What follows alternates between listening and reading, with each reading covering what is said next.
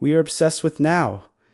In 2026, if you don't respond to an email in 10 minutes, you feel behind. If you haven't made it by 25, you feel like a failure. We are all rushing, sweating, and sprinting toward a finish line that keeps moving. But here is the secret of the powerful. Hurrying is a sign of weakness. When you hurry, you signal to the world that you are not in control of your time or yourself. You show that you are reactive, not proactive. Today, we breaking down law 35 of the 48 laws of power. Master the art of timing. To stand strong is the foundation here. You must be the immovable center of your own universe, letting the world rotate at its own speed while you wait for the perfect moment to strike. Why is standing strong the prerequisite for timing? Because timing requires nerves of steel. Robert Greene breaks time down into 3 categories. Long time, the defensive position. You wait, you observe, and you let the fruit ripen. This takes the most strength because it feels like you're doing nothing, but you're actually building a fortress. Forced time, using time as a weapon. You make your opponent hurry, forcing them to make mistakes. End time, the moment of execution. When the window opens, you move with total boldness. La Vinci, Ioit. Standing strong means you have the patience for a long time, the cleverness for forced time, and the courage for end time.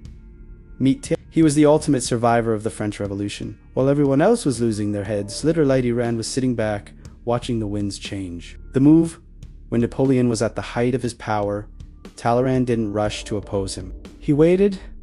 He saw the cracks in Napoleon's ego before anyone else did. He spent years in long time, quietly making connections and preparing for the inevitable collapse. The result, when Napoleon finally fell, Talleyrand was the only man left with the influence to rebuild France. Because he never hurried and never let his emotions dictate his schedule, he outlasted the greatest conqueror in history. He stood strong in his patience, and the clock eventually paid him his due. How do you master timing when your phone is pinging every 3 seconds? You have to build a time buffer. Instant replies, answering every text, email immediately to show you're on it. Batched communication. You dictate when you are available. It makes your attention more valuable. Rushed decisions. Feeling pressured to say yes because the offer expires tonight. The 24-hour rule. Never making a major decision under a clock someone else set. Panic growth. Trying to scale your business or brand before the foundation is ready. Organic momentum. Growing only as fast as your standing strong foundation allows. 1. Never seem to be in a hurry. Even if you're late, walk with a measured pace. Hurrying betrays a lack of sovereignty. 2. Force the other person's clock in a negotiation. Use silence. Let the other person get uncomfortable with the passage of time. They will eventually bid against themselves just to end the tension. 3. Recognize the spirit of the times. Don't fight the zeitgeist. If the world is moving toward a specific trend, don't jump in too early, you'll be forgotten, or too late, you'll look desperate.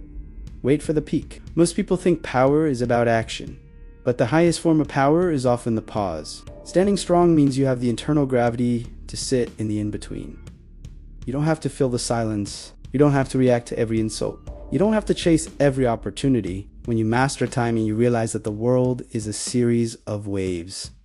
You don't try to swim against the tide. You stand strong on the shore, watch the patterns, and dive in only when the wave is going to carry you exactly where you want to go. Stop letting the deadline be your master.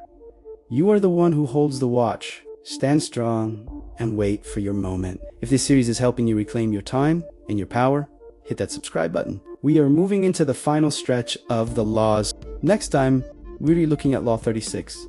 Disdain things you can not have. Ignoring them is the best revenge. I'll show you why your interest is the most expensive thing you can give an enemy. Would you like me to show you how to starve your rivals of attention? Let me know in the comments. I'll see you in the next one.